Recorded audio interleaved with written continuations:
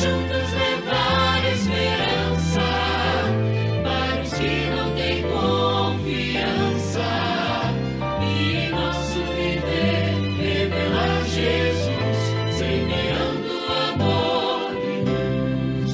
Vamos juntos levar esperança para os que não têm confiança e em nosso viver revelar Jesus, semeando amor e luz.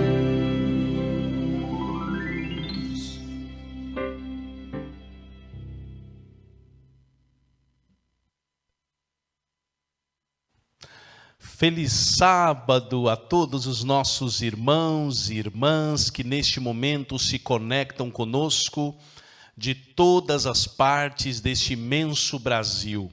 Que bom nós estarmos juntos com vocês em mais um santo sábado para louvarmos e bendizermos o nome de Deus. A você de perto, a você de longe, a você que está conectado conosco neste momento, receba o nosso abraço de nossa igreja, de nossa irmandade, desejando que o Espírito Santo possa estar com você, abençoando a sua vida espiritual. Para nossa reflexão e oração, vamos ler o que está escrito no livro de Zacarias, capítulo 10, verso 1, que diz assim: Pedi ao Senhor chuva, no tempo da chuva serôdia, sim, ao Senhor que faz relâmpagos e lhes dará chuvas abundantes, e a cada um erva no campo. Amém.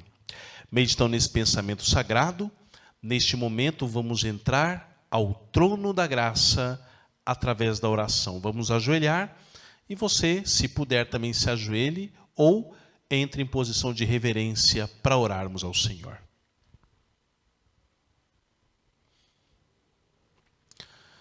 Querido Deus, amantíssimo Pai Celestial, muito obrigado pelas tuas bênçãos, tuas misericórdias e por esta oportunidade de falarmos contigo através da oração.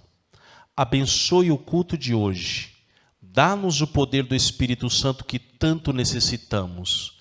Visita neste momento todos os nossos internautas. É o que eu te peço e agradeço em nome de Jesus. Amém.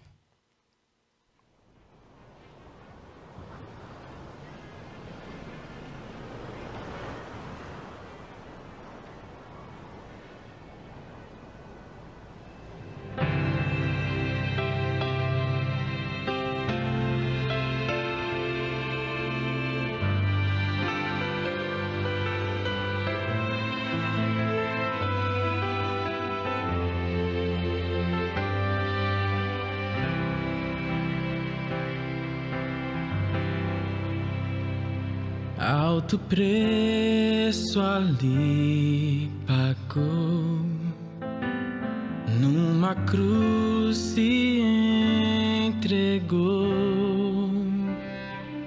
Foi seu sangue que verteu por mim. Nunca alguém me amou assim. O mais puro e meigo olhar contemplou meu coração, me amou de tal maneira que não pude resistir. Jesus, meu mestre, quantas vezes eu falhei e te neguei, não pensei na cruz e em tuas feridas, não pensei na dor dos cravos, em tuas mãos quero me entregar totalmente a ti.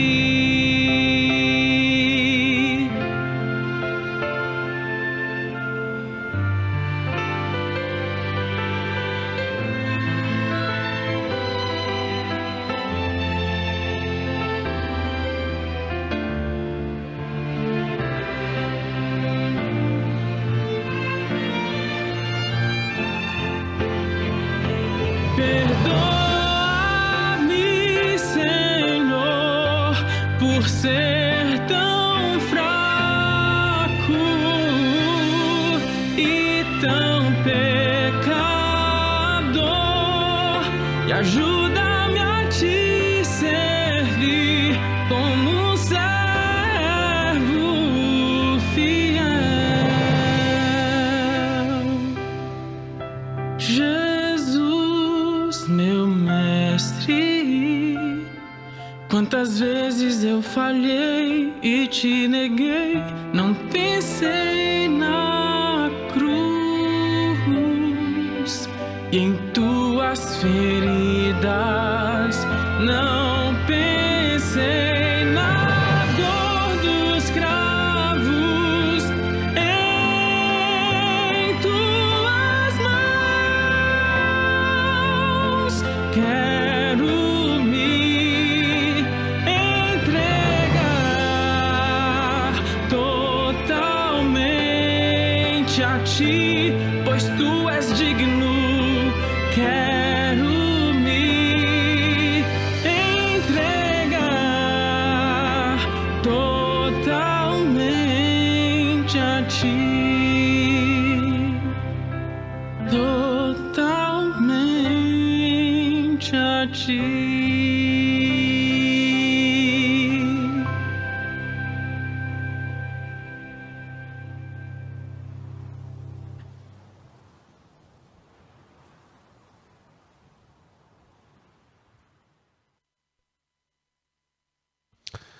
Depois de ouvirmos esse belo hino de louvor ao nosso Deus, somos gratos ao Senhor por esta oportunidade que Ele nos concede a cada um de nós, de estarmos neste santo sábado, juntos, conectados com a igreja online, para passarmos momentos maravilhosos na presença de Deus. E eu quero fazer um convite muito especial para você. Você gostaria que mais pessoas fossem alcançadas? Que o Evangelho de Cristo chegasse aos lugares mais distantes? Então, eu quero te fazer um convite muito especial nesse santo sábado. Dê o seu like, clique nessa mãozinha aí do YouTube. Quando você clica, que é dar o like, o YouTube entende que o nosso conteúdo é importantíssimo. E ele vai espalhando para que mais pessoas possam visualizar. Não se esqueça de compartilhar o link desta transmissão. Clique em compartilhar, joga aí nos seus grupos do WhatsApp, para que mais vidas sejam impactadas. E se inscreva no nosso canal. Quanto mais inscrições recebemos, mais o nosso canal cresce. Assim como este canal está sendo uma fonte de bênção para a sua vida, você pode ajudar para que mais vidas. Então, quanto mais pessoas se inscrevem, mais aumenta o nosso círculo de fidelidade.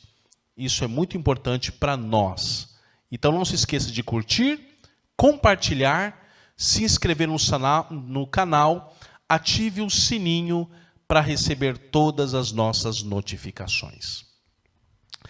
Queridos, neste momento nós vamos para a lição do dia. Nós estamos estudando algumas lições muito importantes sobre a Epístola de Pedro, parte 2. Nossa produção vai mostrar aqui para você. Esta tem sido a nossa lição durante o nosso trimestre. E hoje vamos falar sobre profecia para nossa edificação.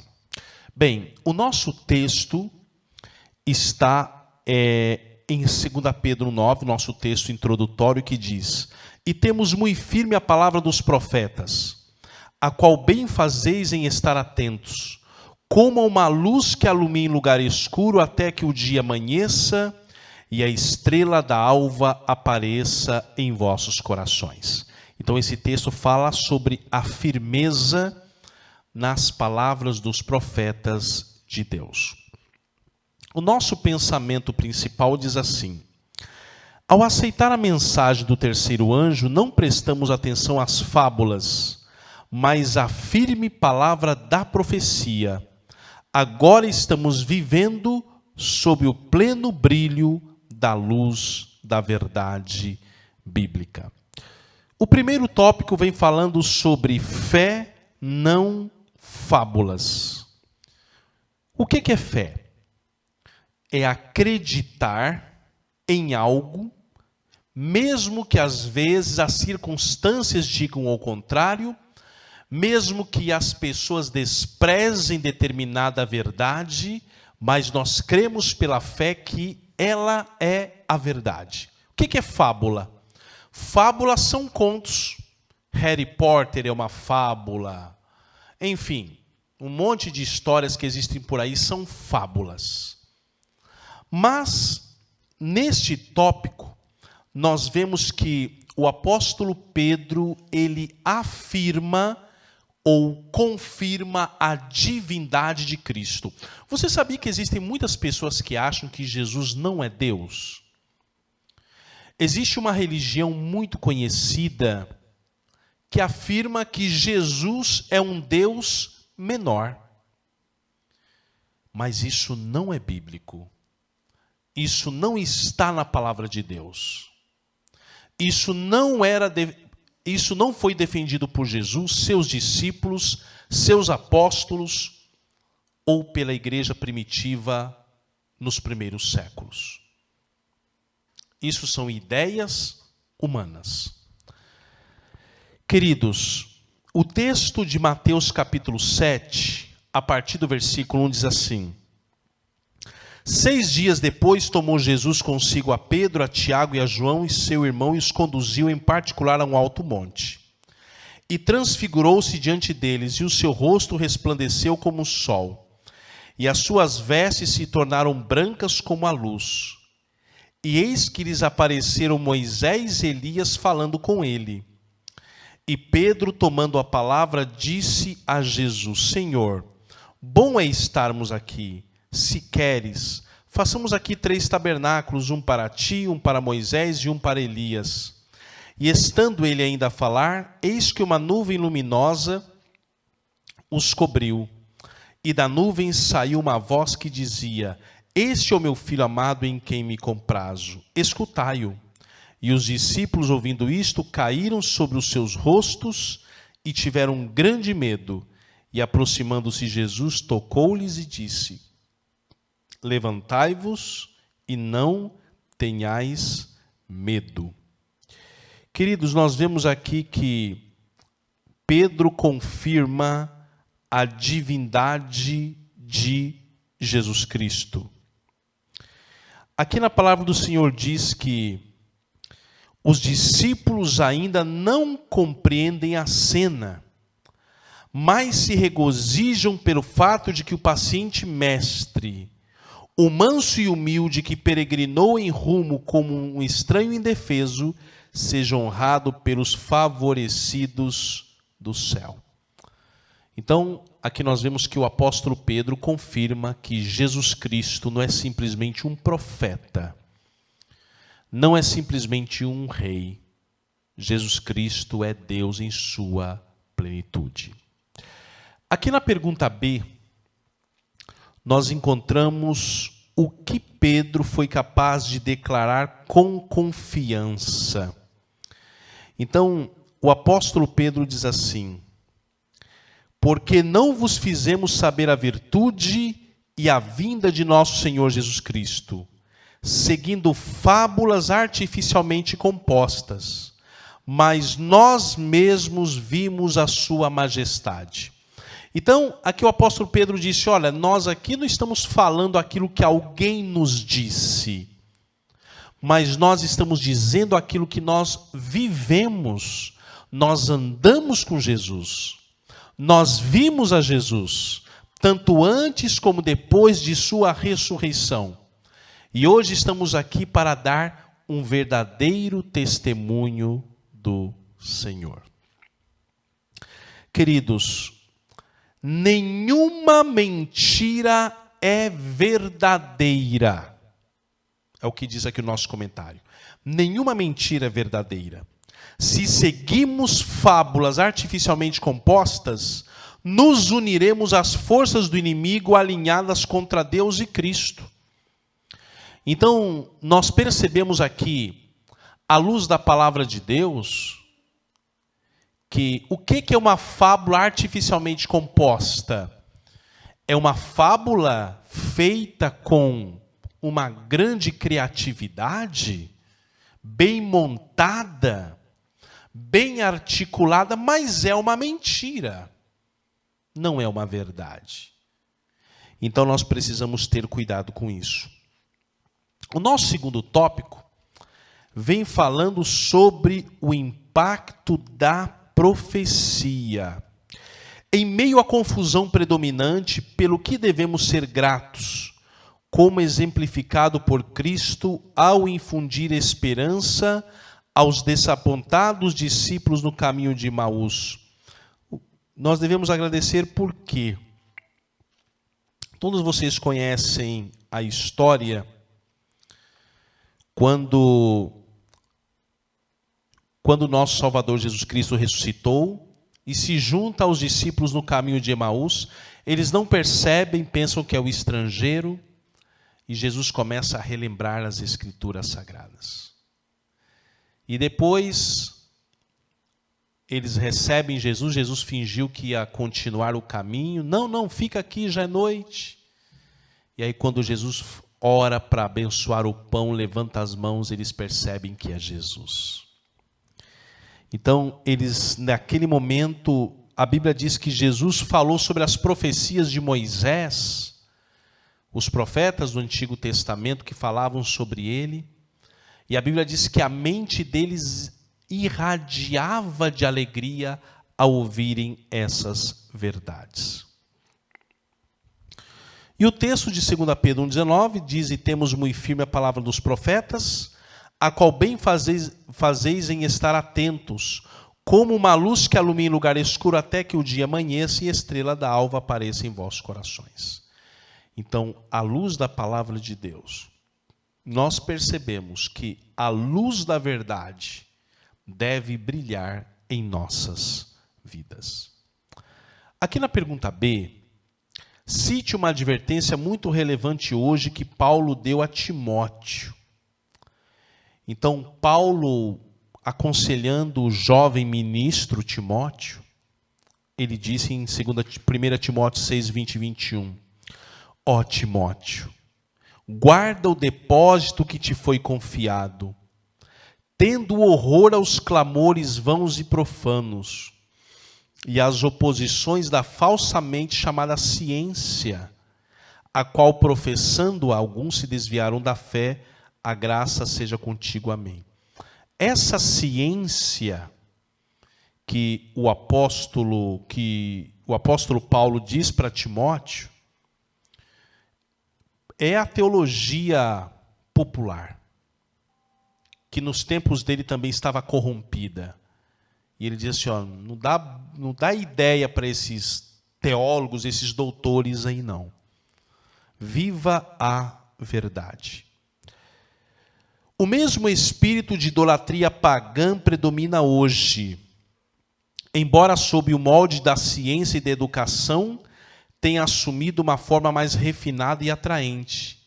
Cada dia acrescenta a triste evidência de que a fé na segura palavra da profecia está diminuindo rapidamente e que em seu lugar a superstição e a feitiçaria satânica está cativando a mente humana. Então, Satanás, o que ele está fazendo?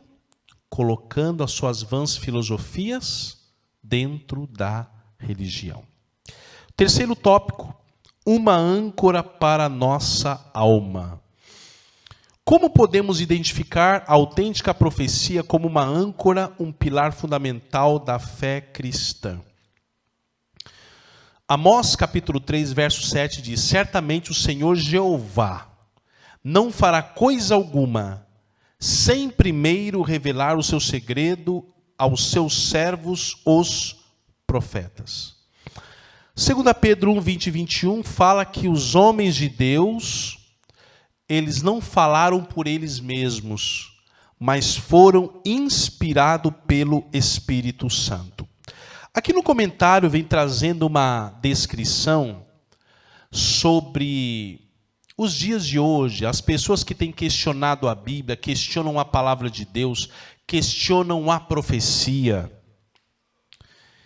E aqui no último parágrafo diz assim: quando as pessoas se aventuram a criticar a palavra de Deus, aventuram-se em terreno sagrado e santo. E é melhor que temam, tremam e ocultem sua sabedoria como tolice. Deus não coloca nenhum homem para julgar sua palavra, a fim de escolher algumas passagens como inspiradas e descrendo de outras por não serem supostamente inspiradas. Então, às vezes, as pessoas vão se aventurando por alguns caminhos que não são os caminhos de Deus. Eu me lembro certa vez de um irmão, ele começou a pregar que não existe céu. E um pastor foi visitar aquele irmão, e o pastor abriu a Bíblia e mostrou que o céu existe. E aquele irmão teimava que o céu não existia. O pastor disse assim: olha, irmão, já que o irmão não crê na Bíblia, então não existe mais discussão. Então, queridos, a Bíblia é nossa fonte de autenticidade. Quarto tópico: a provisão de Deus para seus filhos. Descreva a terrível e comum situação de hoje e como devemos enfrentá-la. Então aqui diz em 2 Pedro 2 que e também houve entre o povo falsos profetas, como entre vós haverá também falsos doutores, que introduzirão encobertamente heresias de perdição. Então aqui nós vemos à luz das Escrituras que podem aparecer falsos profetas dentro do povo de Deus. E 2 Timóteo 4, mas o Espírito expressamente diz que nos últimos tempos apostatarão alguns da fé. O que é apostasia? Apostasia é desvio da verdade, dando ouvidos a espíritos enganadores e a doutrinas de demônios. Você já viu pessoas que eram firmes na fé e de repente viraram a cabeça? É porque deram ouvidos a doutrinas de demônios. Último parágrafo: os que ouvem atentamente a voz do Senhor e com alegria guardam os seus mandamentos, estarão entre o número dos que vêm a Deus. Os que ouvem a voz do Senhor. Queridos, aqui na pergunta B vem nos dando alguns exemplos sobre a certeza que nós precisamos ter que o Senhor ouve nossas orações e o Senhor está atento a tudo. Porque se Deus não perdoa os anjos que pecaram, mas havendo-os lançado no inferno, os entregou às cadeias da escuridão, ficando reservados para o juízo.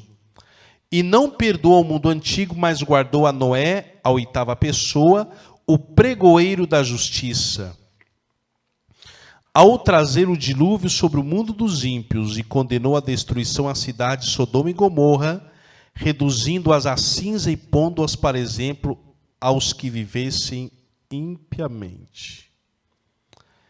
Então a palavra de Deus nos diz que assim como Deus usou a Noé naqueles dias, Deus usa cada um de nós para despertarmos a humanidade que está perdida em seus pecados.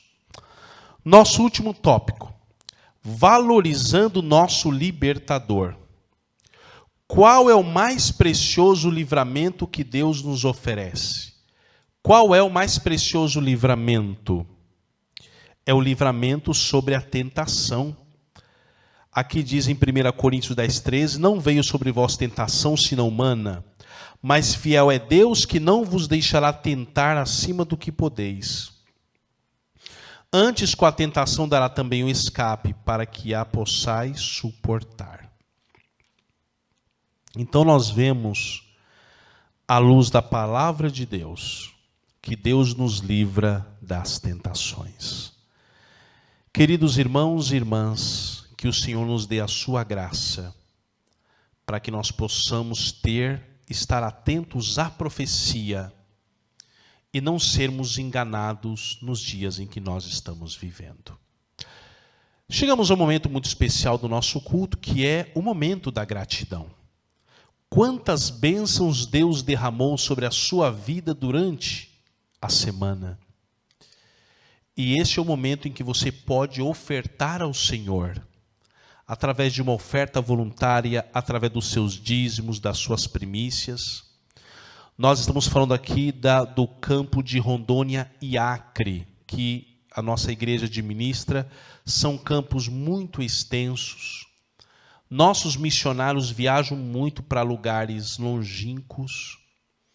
E a sua oferta voluntária, o seu dízimo, a sua primícia é muito importante para continuar levando a mensagem do Evangelho. E você pode ofertar ao Senhor neste momento. Nós vamos ouvir um hino de louvor a Deus. Vai aparecer o QR Code e a chave Pix na sua tela e você poderá doar ao Senhor a sua oferta de gratidão. Enquanto doamos nossa oferta, a produção selecionou um hino. Qual a música, produção?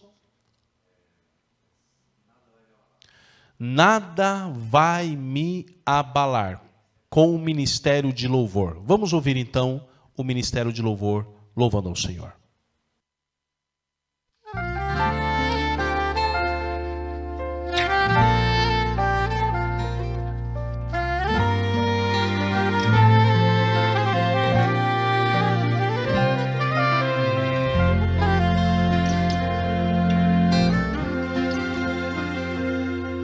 Mesmo que alguma mãe dos seus filhos que esquecesse, Cristo é fiel, sempre é fiel.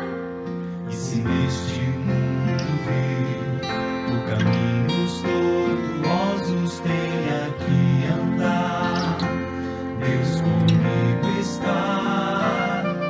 Basta olhar ao meu redor, as batalhas que já tive, Ele estava lá, pronto a me ajudar.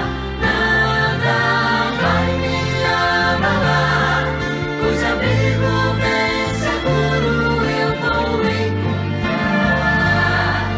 O meu coração descansará nos braços do Senhor Jesus.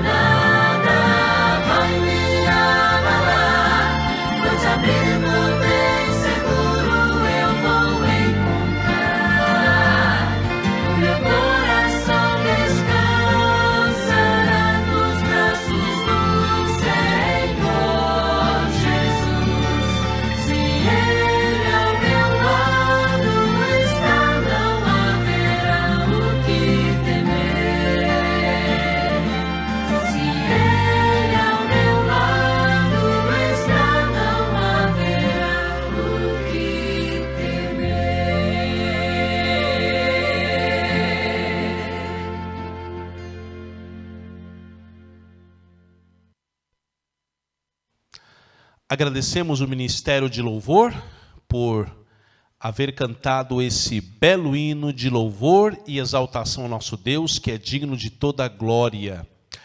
Neste momento, chegamos a um momento muito especial, que são os minutos de saúde.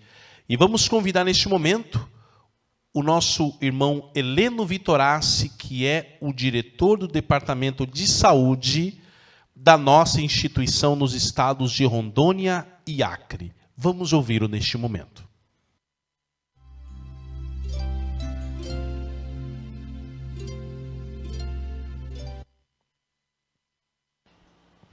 Olá, bom dia, irmãos. Nesta série Minuto Saúde, temos apresentado sempre algumas dicas sobre tratamentos, sobre prevenção, sobre alimentos. E hoje nós vamos falar sobre uma patologia que acomete os homens. Por isso, quero pedir licença às senhoras, às meninas, que vamos falar aqui algo que interessa mais aos homens, principalmente depois dos 40. É sobre a HBP, a hiperplasia benigna da próstata. Vamos falar sobre as causas, os sintomas e os tratamentos. O crescimento da próstata, órgão que fica logo após a bexiga, pode acarretar compressão da uretra, causando sintomas como problemas miccionais no homem. Então, há ali um depósito, que é a bexiga, onde fica armazenado a urina. E logo atrás, na parte inferior, embaixo, então tem uma glândula, que é a próstata, onde ela passa em seu meio o ducto da uretra, né? A uretra passa ali então. E acontece, depois de certa idade, é natural que a próstata começa a crescer, a aumentar de volume. Um detalhe importante, ela aumenta de dentro para fora. Então, quando ela chega a crescer fora, dentro já está bem comprimida, bem apertada, né? Isso não quer dizer, este aumento não quer dizer câncer ou tumor. Esse é um aumento das células prostáticas, né? Mas existem tratamentos, métodos para evitar que se agrave. A hiperplasia benigna da próstata, como o próprio nome diz, é então o aumento. É perfeitamente normal que a próstata de um homem cresça ao longo da sua vida adulta. Para alguns homens isso não causa sintomas sérios, mas para outros esse problema pode afetar não apenas a saúde da próstata, mas a sua qualidade de vida. Ela afeta 1 em cada 5 homens entre 50 a 60 anos. E é ainda mais comum em homens mais velhos. Os sintomas certamente podem ser incômodos e podem até causar problemas na vida pessoal ou no trabalho devido aos seus sintomas. Mas há mudanças de estilo de vida e dieta que podem fazer a diferença quando se trata de uma próstata com hiperplasia. A próstata cresce durante a puberdade. Então, quando o garoto atinge ali a idade dos 13, dos 15, então há aquele desenvolvimento nestes órgãos sexuais e também a próstata. Há uma explosão ali no crescimento, no aumento peniano e da próstata, né? E isso é normal no adolescente, né? Ela chega a ter o tamanho ali de uma ameixa verde, né? No entanto, por volta dos 25 anos, a próstata cresce bem lentamente. Dos 13 até os 25, há um crescimento rápido, né? Vale lembrar que o crescimento da próstata não é o mesmo para todos. Em alguns homens cresce mais e em outros menos. Além do mais, as mudanças que ocorrem com os hormônios sexuais masculinos, como parte do processo de envelhecimento, parecem desempenhar um papel no alargamento da próstata. Os andrógenos, como a testosterona e os androgênios e a testosterona, né, afetam o crescimento da próstata. Isso porque a próstata converte a testosterona em DHT, que é a dihidrotestosterona. É um andrógeno poderoso que estimula o crescimento celular no tecido que alinha a glândula prostática. Aliás, esta é a principal causa da hiperplasia prostática, benigna da próstata, né? E comumente ocorre entre a puberdade e o início da vida adulta. Além disso, o estrogênio presente nos homens também pode desempenhar um papel na ampliação da próstata. À medida que os homens envelhecem, os níveis de testosterona diminuem e a proporção de estrogênio aumenta, podendo desencadear o crescimento da próstata. Eu não estou dizendo que a testosterona vai causar dano, senão um jovenzinho teria problema de próstata, né? Então a testosterona, ela não faz mal para o homem, mas quando a testosterona é convertida em dihidrotestosterona, aí sim, aí que é o problema. Cai os níveis da testosterona e aumenta os níveis dos androgênios, né? Existem algumas sintomas que são manifestos nessa fase da próstata aumentada, né? A necessidade de urinar frequentemente, especialmente à noite. Dificuldades para segurar a urina, que o homem fica querendo urinar com muita frequência, né? E dificuldade de segurar por longo tempo. Fluxo de urina mais fraco, o jato da urina não é tão livre, né? Fica mais fraco e leva mais tempo para terminar de urinar. E às vezes fica vazando, pingando ali depois que concluiu a urinação, né? E sente que a bexiga não está vazia, mesmo ele ter acabado de urinar. Acabou, mas sente que ainda tem uma sensação de que a urina presa ainda na bexiga, né? Existem algumas mudanças no estilo de vida, algumas dietas que podem ajudar a evitar esse problema.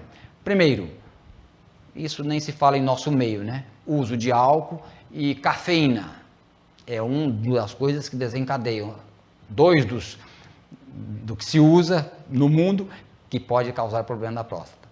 Limite o consumo de líquidos à noite. Então, prefira tomar mais líquido na parte diurna e à noite tome menos. Tentar urinar pelo menos uma vez a cada 3 horas. Então, se faz um exercício de segurar a urina ali a cada 3 horas, mesmo durante o dia, mas principalmente à noite, né? Faça atividade física, isso vai ter um reflexo, um auxílio também na normalização da próstata. Mantenha um peso saudável. Os obesos tendem a sofrer mais de alteração prostática. Por fim, aumente a ingestão de gorduras saudáveis, de grãos oleosos, de castanhas, como nozes, castanha do Pará, a castanha do caju, que são alimentos ricos em ômega 3, isso ajuda também a manutenção da próstata, para que ela não se inflame. Tem um exercício que se faz, um tratamento de piso pélvico, que eu vou dar essa dica aqui agora para você, homem. Isso pode ajudar muito. O treinamento do piso pélvico, também conhecido como exercícios de Kegel, pode ajudar os homens a fortalecer os músculos do diafragma pélvico, melhorando assim a perda de urina involuntária ou anormal para homens com próstata aumentada. Realizando esses exercícios, que envolvem a contração e depois a liberação do músculo, ajudam a suportar a bexiga e fecha o esfíncter. Pode ser difícil localizar esse músculo, por isso tente praticar enquanto urina, entendeu? No meio do processo, você está urinando, vai interrompendo a urina, tranque. Esse é o músculo que deve ser exercitado para você, homem, aprender a segurar a urina. Então ali não deixa sair esgotar até o final. Tranque 2, 3 ou 4 vezes durante uma micção. Isso é um exercício que você pode fazer enquanto está urinando. E mais, você pode fazer esse exercício mesmo quando não estiver urinando. É uma contração do músculo pélvico, para exercitar ali a micção. Então, quando estiver urinando, contrai o músculo, deixando a urina diminuir até parar a micção por uns segundos aí, 10 ou 20 segundos. Em geral, recomenda-se que os homens treinem o treino pélvico 3 a 5 vezes por dia. E agora eu quero deixar aqui umas receitas, alguma coisa que pode ajudar, alguns fármacos naturais. Primeiro é o sal palmeto. O sal palmeto é também chamado de Serenoa repens. Ele tem sido amplamente utilizado como remédio terapêutico para disfunção urinária devido à hiperplasia prostática, a hiperplasia benigna da próstata, né? Pesquisas mostram que o sal palmeto ajuda a melhorar a disfunção urinária, bem como a diminuir os sintomas da bexiga hiperativa em pacientes com aumento da próstata. Além disso, também é conhecido por ser um meio seguro de tratamento, mesmo com a ingestão de longo prazo. O outro remédio é a urtiga. Um estudo realizado no Japão provou que o chá da urtiga, é aquele mato que queima mesmo. O chá daquilo é um grande depurativo e é um grande remédio para a próstata. Tome aí uma xícara a cada 4 horas, a cada 3 horas. Faça aí uns 500 ml de chá de urtiga e tome durante o dia. E, por último, a última dica para a próstata, óleo da semente de abóbora. Você pode ingerir, comer a semente de abóbora. Ela se compra no mercado, na feira, se compra em lojas de produtos naturais. De preferência, dá uma leve torrada na semente de abóbora, fica mais palatável, mais gostoso. E você pode também tomar o óleo da semente da abóbora. Existe ele em óleo líquido e existe ele em cápsulas. Você pode tomar cápsulas de 1000 miligramas, 3 ou 4 ao dia. Isso vai ajudar muito. Então, aí estão as dicas para nós homens, especialmente na idade pós 50 anos, né? Vamos cuidar da nossa próstata. Que Deus te abençoe.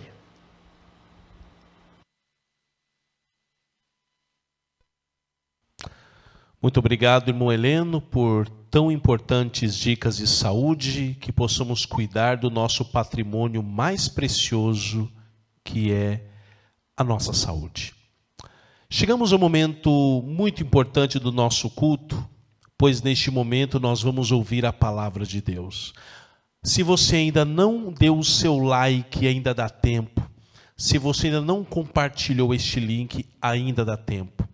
Se você ainda não se inscreveu no canal, também ainda dá tempo. Faça isso, para que mais vidas sejam impactadas com a mensagem do Evangelho.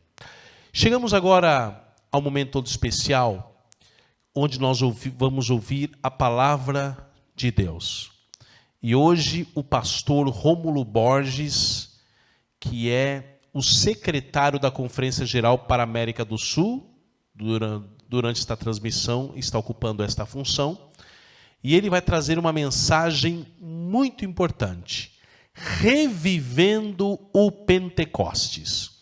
Oremos para que Deus possa usar o seu servo para impactar a mim e a você com a palavra de Deus.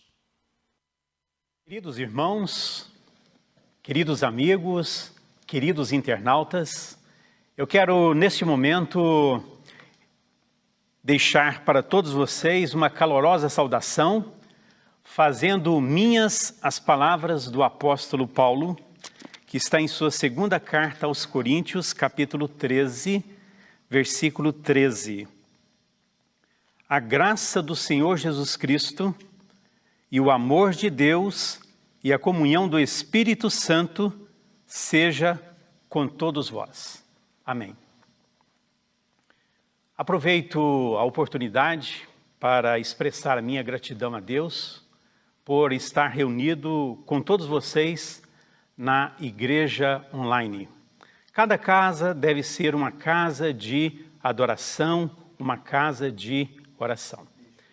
E antes de estudarmos o tema de hoje, eu quero convidar você para que feche os seus olhos eleve os seus pensamentos ao céu e peça a iluminação do Espírito Santo para absorver o conteúdo da palavra de Deus que será apresentado.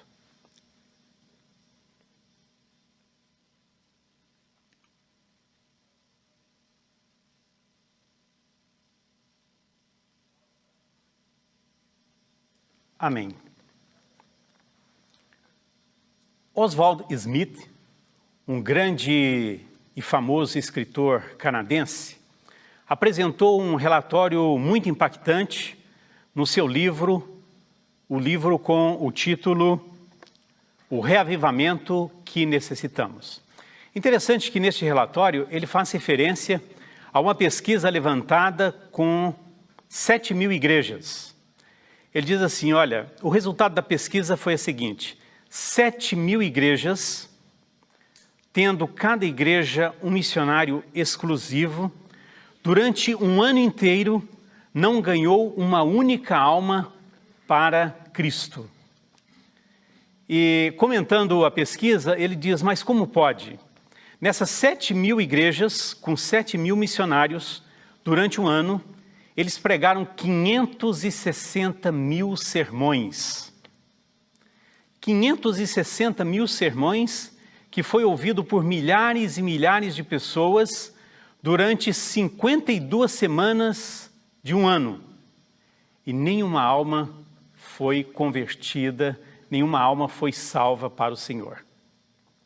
Encerrando o seu comentário a respeito da pesquisa, ele diz assim, existe alguma coisa errada com os 7.000 missionários ou com os 560.000 sermões que eles pregaram? Ou existe algo errado com os 7.000 missionários e também com os 560.000 sermões que eles pregaram? A história das 7.000 igrejas ali da pesquisa que Oswald Smith apresentou reflete a realidade de muitas e muitas igrejas que nós conhecemos hoje. Igrejas que partiram para o chamado crescimento vegetativo e hoje estão no crescimento empírico. É lamentável.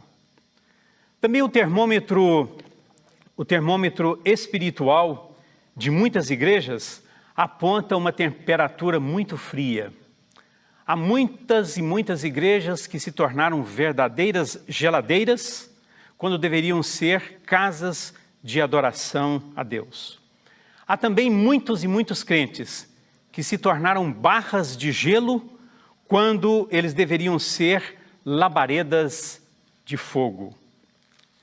E acrescentando a isto, podemos dizer que há uma enfermidade espiritual muito séria, predominante no mundo religioso, no mundo cristão. Também reconhecemos que o púlpito está enfermo. Infelizmente, o púlpito que deveria estar alimentando as almas com o pão espiritual, está simplesmente apresentando mensagens sem nutrição. E com isto nós temos o chamado efeito de anorexia espiritual. Almas que estão morrendo por falta de um alimento consistente da palavra de Deus. E além disto, podemos dizer que existe muita e muita religiosidade em nossos dias. Muita e muita religiosidade, porém sem religião.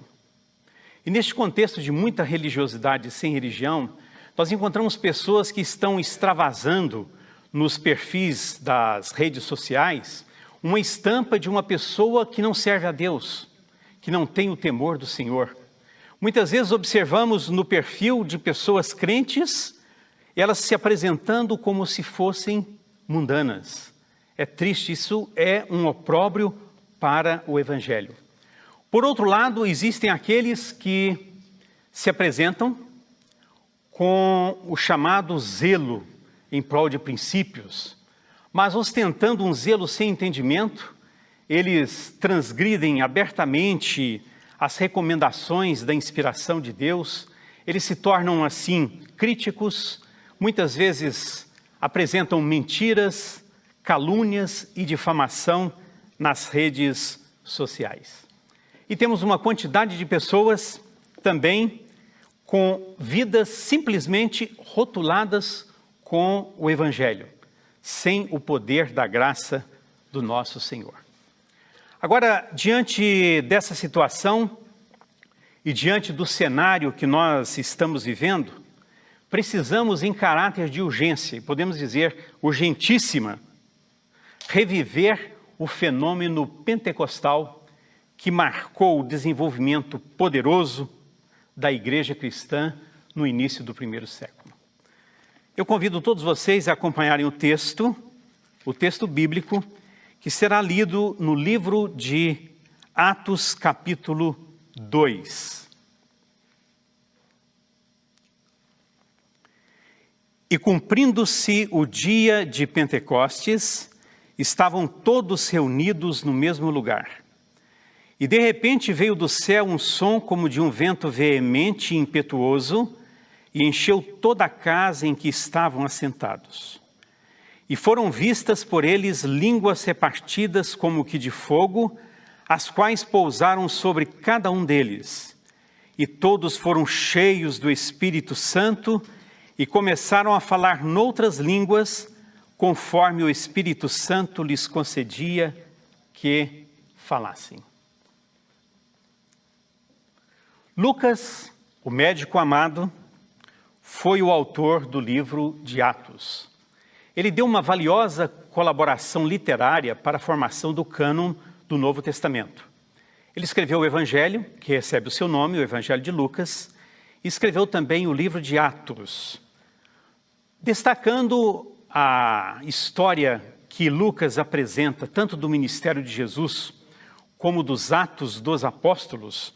Nós chegamos à conclusão que ele foi o autor bíblico dos evangelhos que deu a maior ênfase para a obra do Espírito Santo. Ele fala de Jesus recebendo o Espírito Santo por ocasião do batismo. Ele destaca que o Espírito Santo conduziu Jesus ao deserto. Ele também fala que Jesus foi ungido com o Espírito Santo para ensinar, para pregar, para operar milagres, para curar.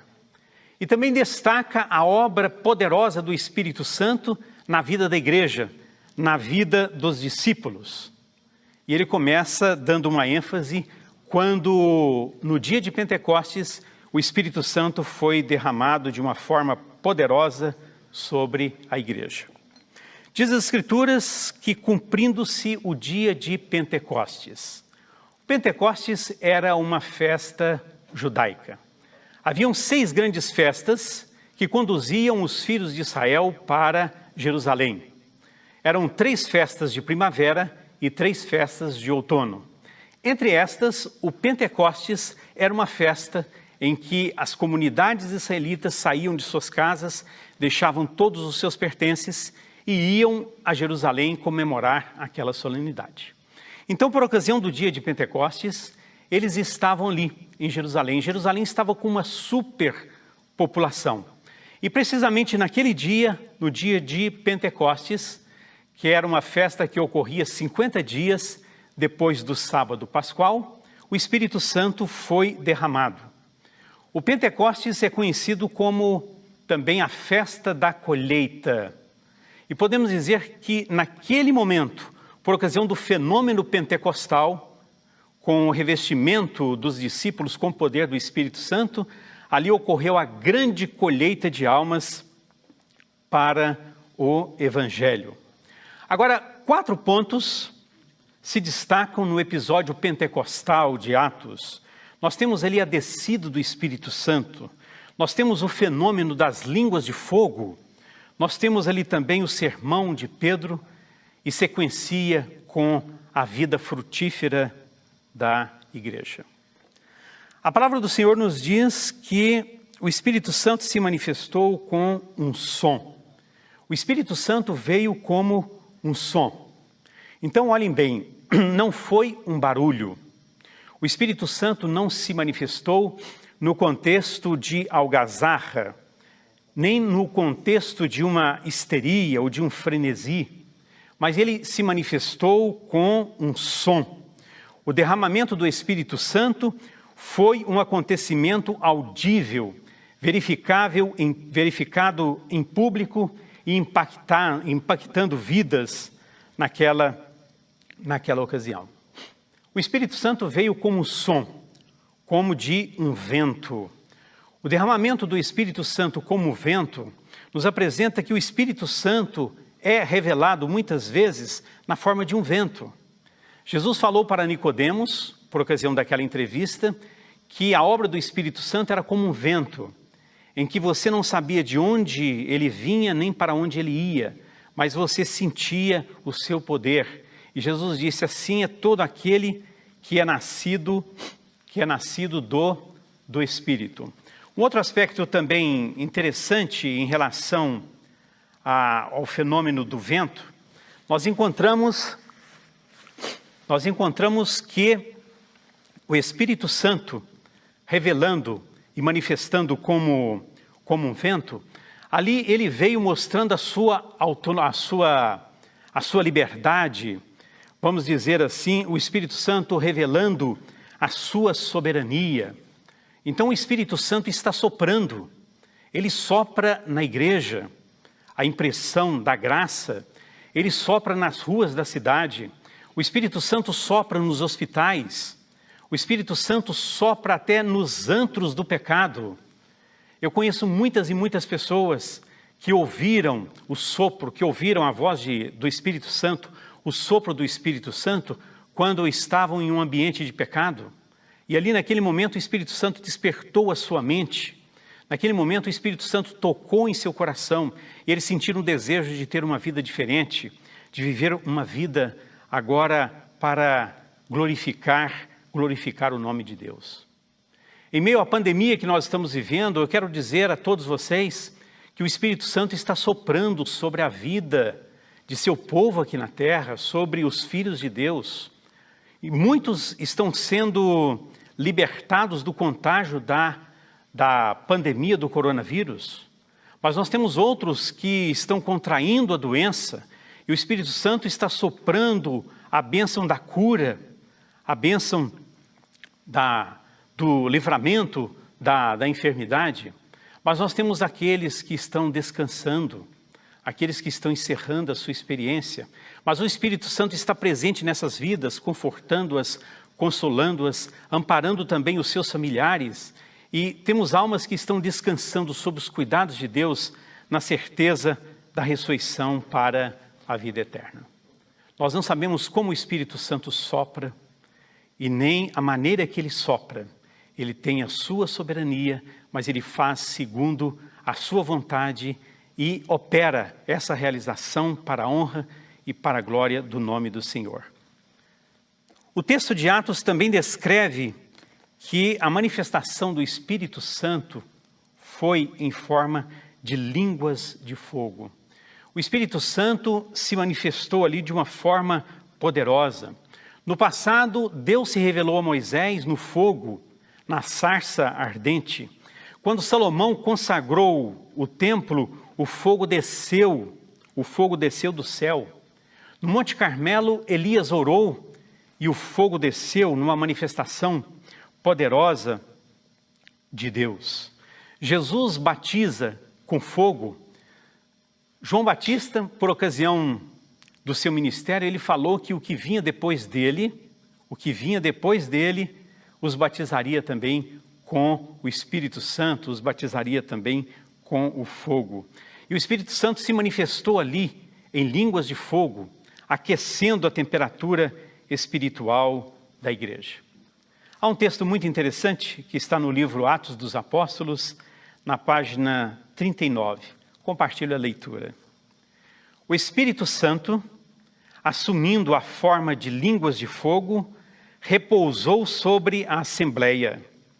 Isto era um emblema do dom então otorgado aos discípulos, o qual os capacitava a falar com fluência línguas com as quais não tinham nunca tomado contato. A aparência de fogo significava o zelo fervente com que os apóstolos trabalhariam e o poder que assistiria à sua obra. Então notem, a manifestação em línguas de fogo indicava um dom especial. A partir daquele momento, eles passaram a falar com perfeição o idioma materno e falar com fluência outros idiomas, suprindo assim as necessidades da expansão do Evangelho. E o fogo identificava o poder que Deus assistiria à sua obra. Agora, a pergunta é, como foi o impacto pentecostal? Como foi aquele impacto? Como o fenômeno pentecostal impactou aquela geração? Em Atos capítulo 3, nós temos um episódio muito interessante. Em Atos capítulo 3. É a cura do paralítico. Então, observem bem. Pela história, nós sabemos que um homem era colocado ali na entrada da porta formosa do templo. E ele pedia esmolas todos os dias. E depois do Pentecostes, estava subindo para o templo Pedro e João. Então, naquele momento, Pedro e João pararam quando aquele homem pediu uma esmola. E Pedro olhou para ele, olhou em seus olhos e disse-lhe: eu não tenho prata e nem ouro, mas o que tenho te dou.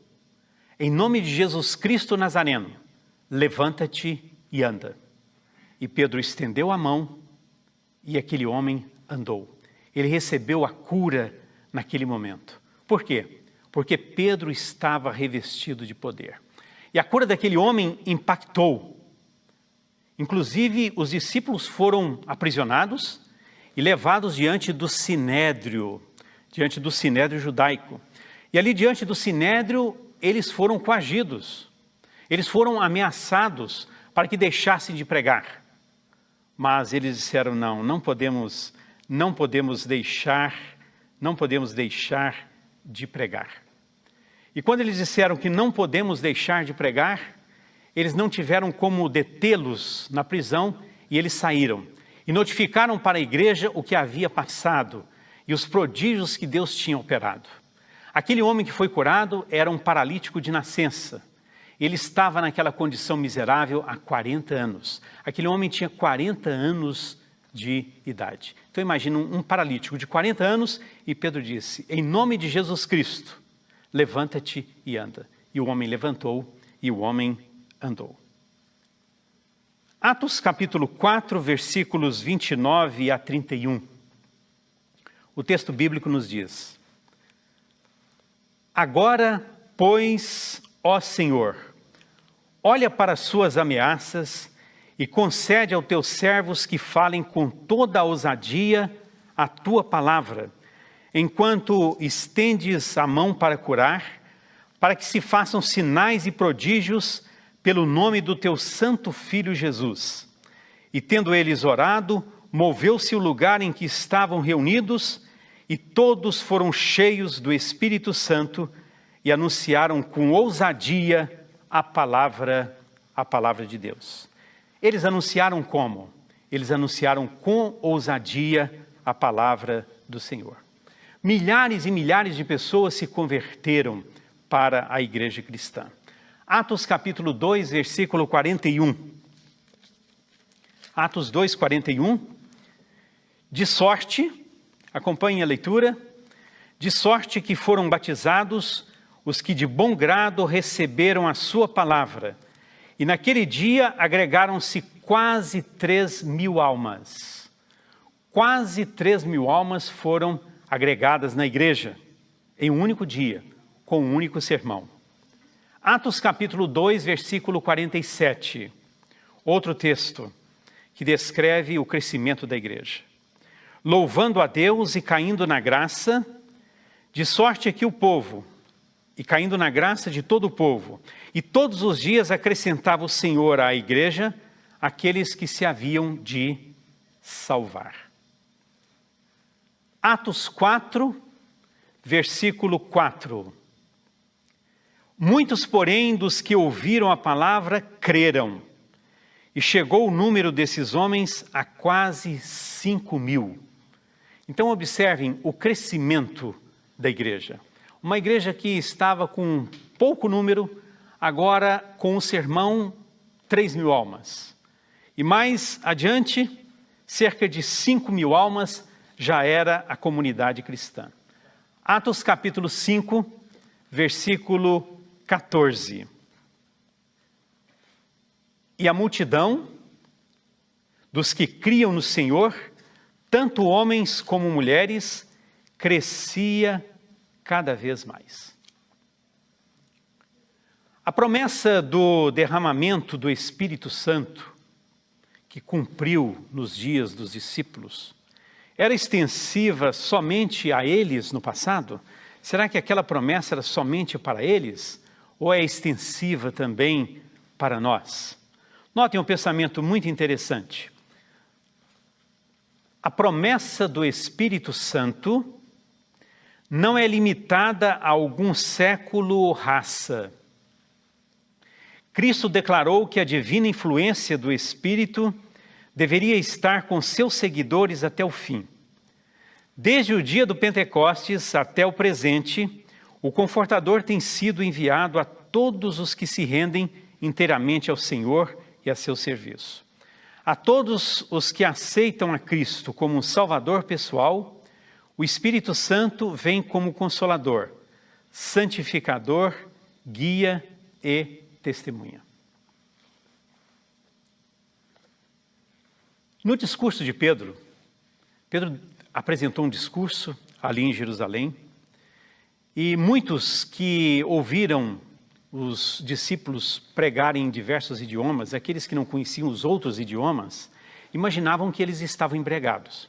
Então Pedro fez um discurso apresentando a razão da manifestação do poder de Deus. Era um cumprimento fiel de uma profecia de Joel, capítulo 2. E ele enfatiza essa profecia de Joel, capítulo 2, sobre a efusão do Espírito. E destacando a profecia de Joel, capítulo 2, no versículo 23, nós encontramos um pensamento interessante que faz parte, que integra a profecia da efusão do Espírito nos últimos dias. Joel, capítulo 2, versículo 23. E vós, filhos de Sião, regozijai-vos e alegrai-vos no Senhor vosso Deus, porque ele vos dará ensinador de justiça e fará descer a chuva temporã e a chuva serôdia. Ele fará descer a chuva temporã e a chuva serôdia. Acompanhe o pensamento seguinte.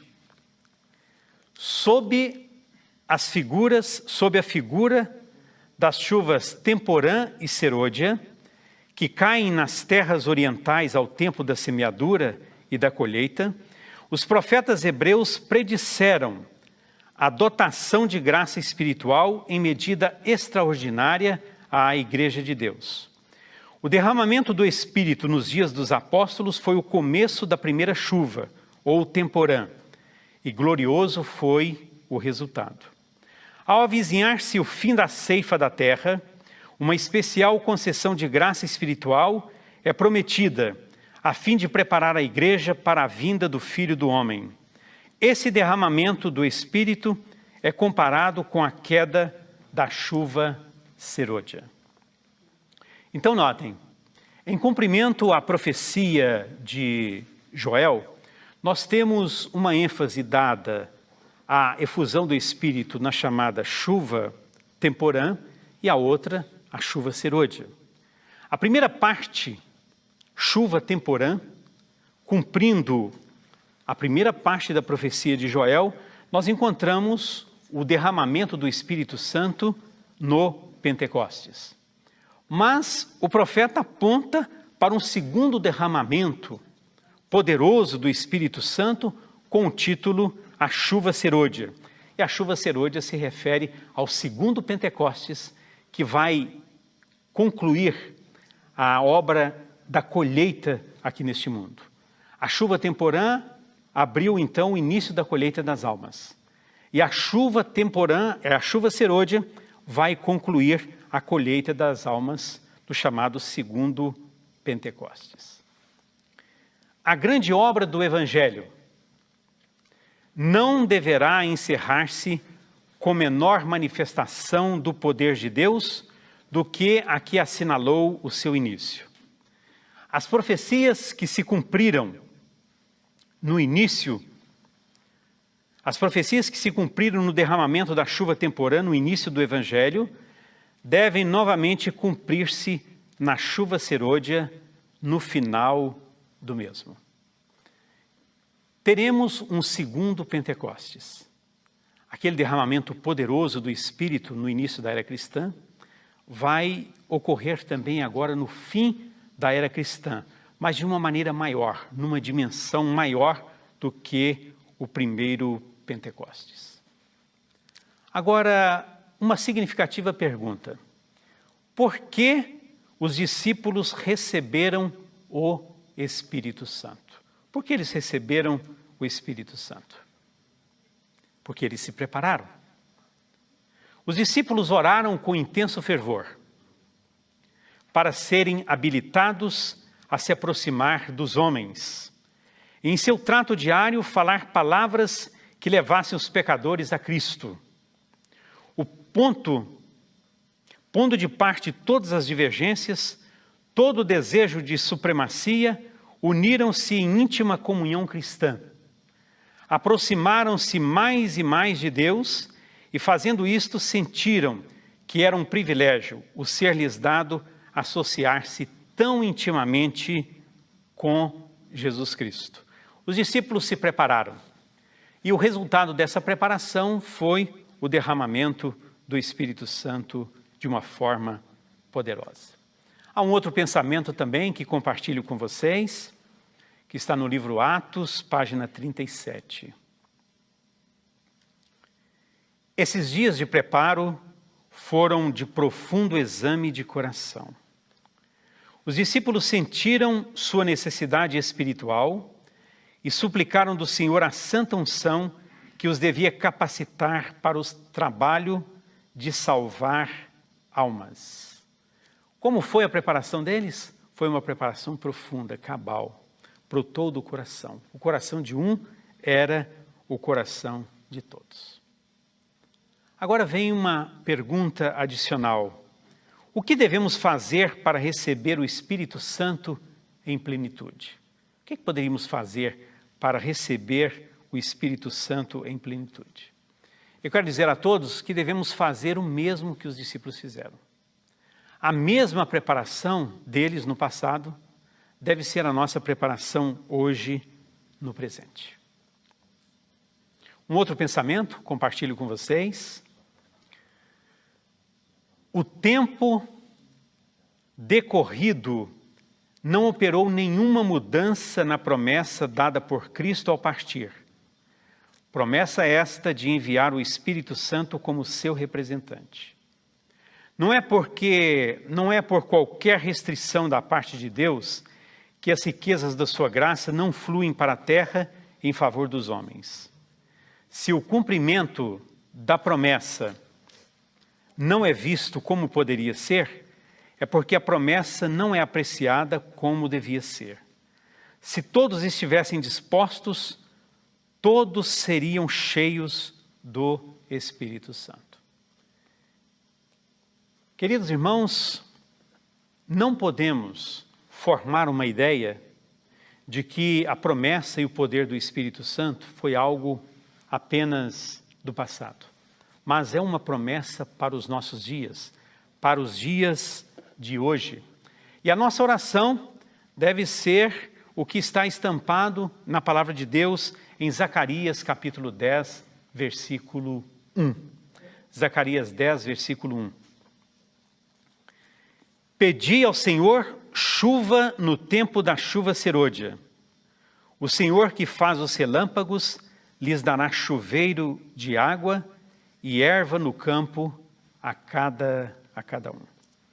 Então notem, estamos vivendo no tempo da chuva serôdia, E no tempo da chuva serôdia, nós precisamos orar e pedir a Deus para que esse derramamento poderoso aconteça em nossa vida. Há também uma nota muito significativa que compartilho com vocês. No livro Testemunho para Ministros, na página 506. A chuva serôdia, amadurecendo a seara da terra, representa a graça espiritual que prepara a igreja para a vinda do Filho do Homem. Mas a menos que a chuva temporã haja caído, não haverá vida. A ramagem verde não brotará. Se a chuva temporã não fizer o seu trabalho, a serôdia não desenvolverá a semente até a perfeição. A menos que a chuva temporã haja caído. Então estamos vivendo sob os aguaceiros da chuva temporã. E muitas vezes somos negligentes em pedir o batismo diário do Espírito Santo na chuva temporã. E se a chuva temporã não realiza o seu trabalho, a serôdia não pode fazer absolutamente nada. A menos que a chuva temporã haja caído, não haverá vida. A ramagem verde não brotará. E se a chuva temporã não fizer o seu trabalho, a serôdia não desenvolverá a semente até a perfeição. Portanto, necessitamos de um preparo especial. Esse preparo deve ser algo marcante, olhado com muita seriedade por cada um de nós que vivemos nos últimos dias da história deste mundo. Primeiros Escritos, página 71. Vi que ninguém poderia participar do refrigério, a menos que obtivesse a vitória sobre toda a tentação, orgulho, egoísmo, amor ao mundo, e sobre toda a má palavra e ação. Requer-se, então, um preparo especial de cada um de nós. Esse preparo inclui a unidade. A igreja precisa alcançar a unidade na diversidade. Precisamos reconhecer que há diferenças entre nós.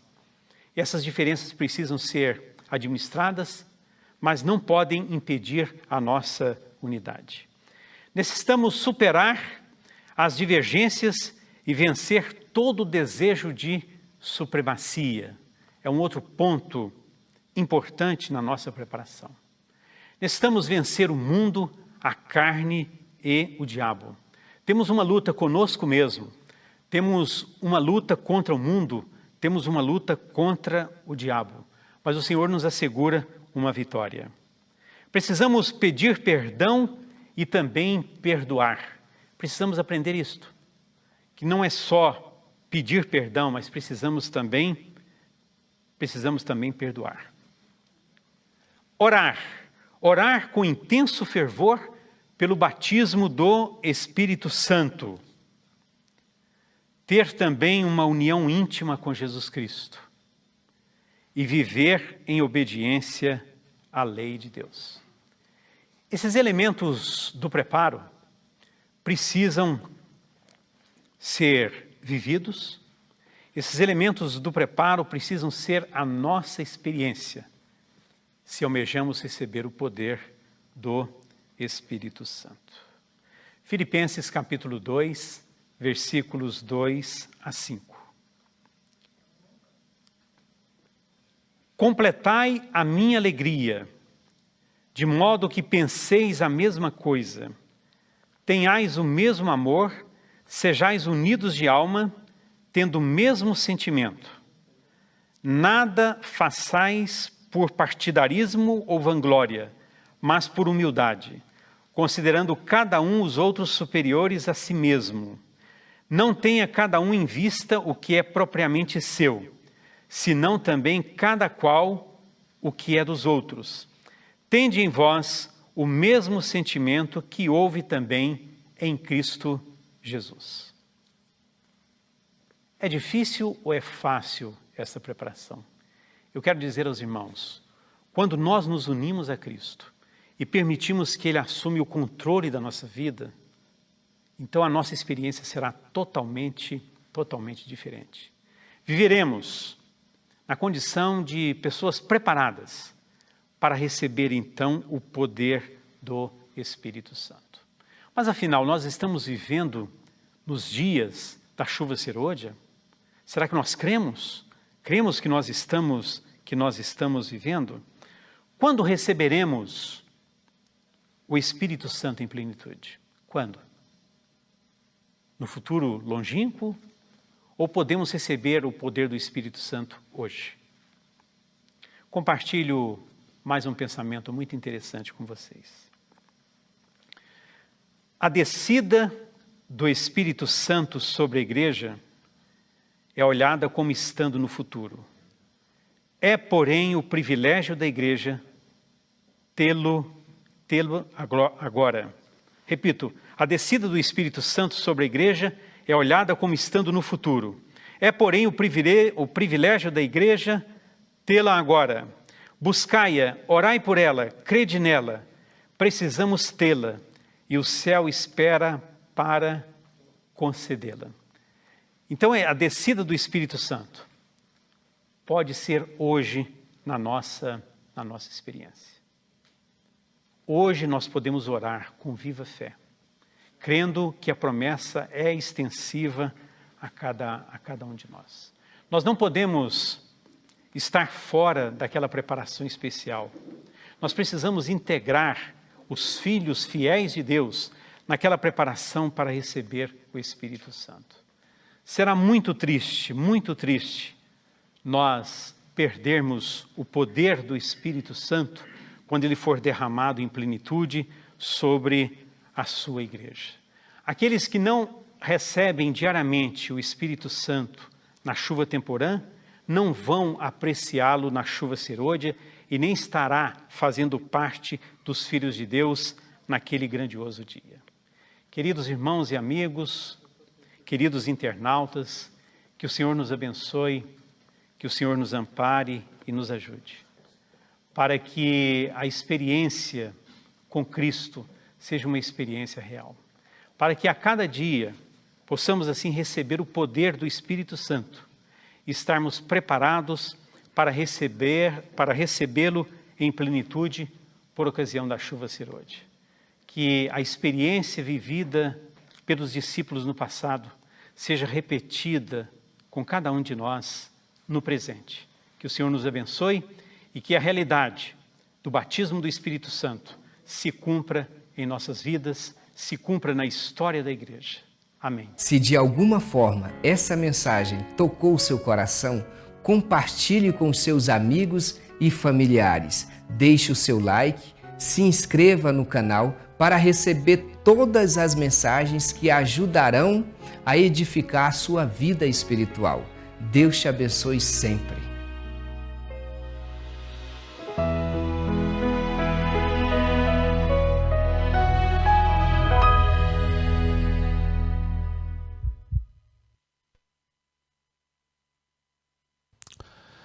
Depois de ouvirmos tão bela mensagem com o nosso querido pastor Rômulo Borges, sentimos o quanto necessitamos do Espírito Santo em nossas vidas, o quanto o Espírito Santo precisa trabalhar em nós e por nós.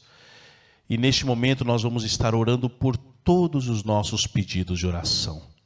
A você que colocou os seus pedidos no chat, vamos orar pela família, pelas pessoas que estão enfermas, pelos pródigos. Vamos orar por todos aqueles que carecem da graça de Jesus. Oremos.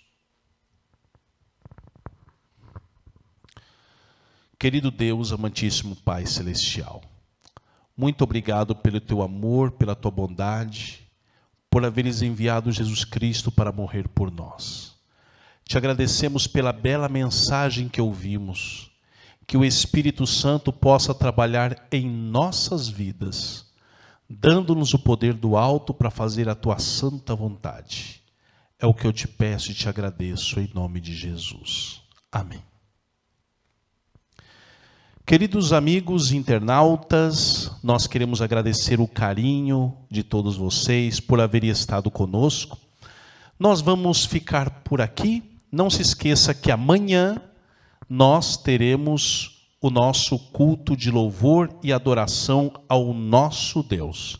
Tenham um feliz restante de sábado, na graça e na paz de Jesus. Amém.